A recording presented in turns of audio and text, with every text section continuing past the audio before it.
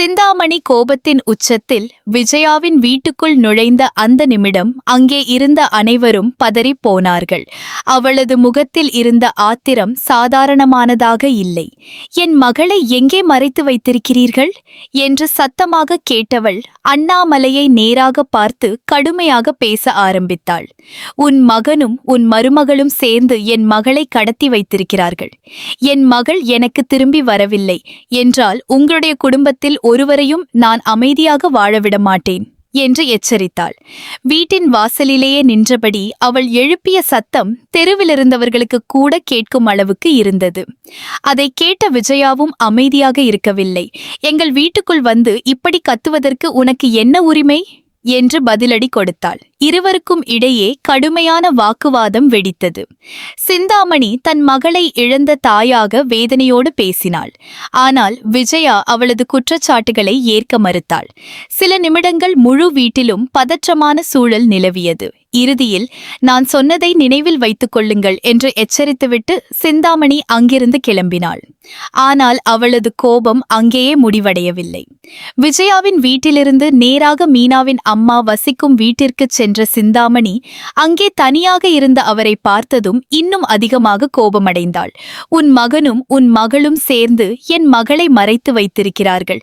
இதற்கெல்லாம் நீங்களும் காரணம்" என்று குற்றம் சாட்டினாள். ஏற்கனவே மன அழுத்தத்தில் இருந்த மீனாவின் அம்மா இதை கேட்டதும் பயந்து போனார். சிந்தாமணி தொடர்ந்து மிரட்டிக்கொண்டே பேசினாள். "என் மகள் திரும்பி வரவில்லை என்றால் உன் மகனை நான் சும்மா விட மாட்டேன். அவன் வாழ்க்கையே தலைகீழாக மாறும்" என்று கூறிவிட்டு அங்கிருந்து கிளம்பினாள். அவள் சென்றவுடன் மீனாவின் அம்மா உடனடியாக மீனாவுக்கு தொலைபேசியில் அழைத்தார். குரல் நடுங்கியபடி நடந்த அனைத்தையும் கூறினார். அதை கேட்ட மீனா வெளிப்படையாக தைரியமாக பேசினாலும் உள்ளுக்குள் கலங்கிப் போனாள்.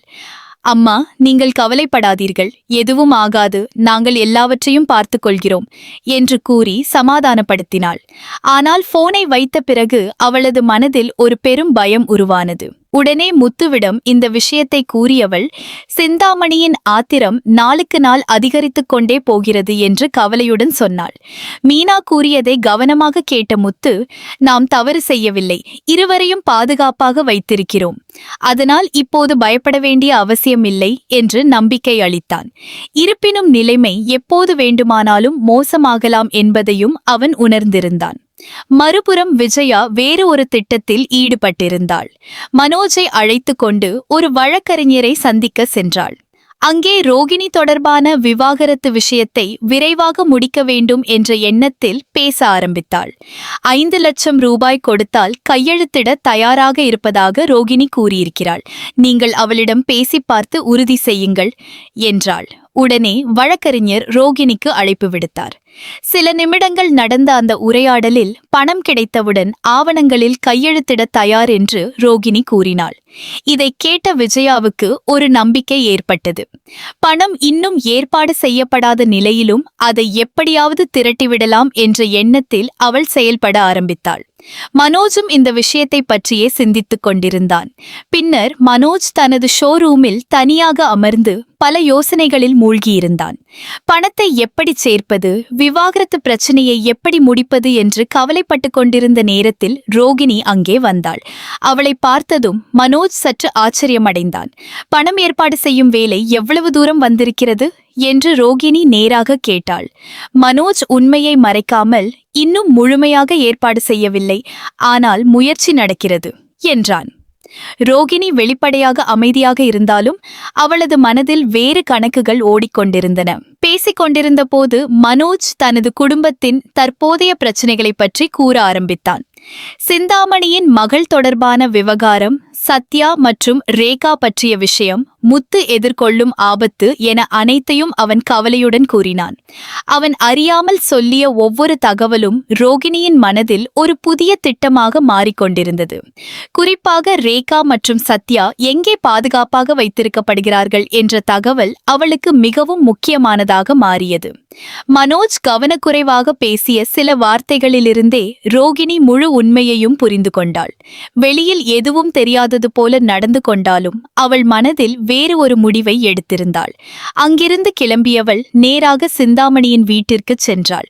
தன் மகளை நினைத்து வேதனையுடன் அமர்ந்திருந்த சிந்தாமணியை பார்த்தவுடன், உங்களுக்கு ஒரு முக்கியமான தகவல் சொல்ல வந்திருக்கிறேன் என்றாள். முதலில் நம்பாமல் இருந்த சிந்தாமணி ரோகிணி கூறிய ஒவ்வொரு வார்த்தையையும் கவனமாக கேட்டாள். உங்கள் மகள் எங்கே இருக்கிறாள் என்று எனக்கு தெரியும் என்றதும் சிந்தாமணியின் கண்களில் நம்பிக்கை மின்னியது.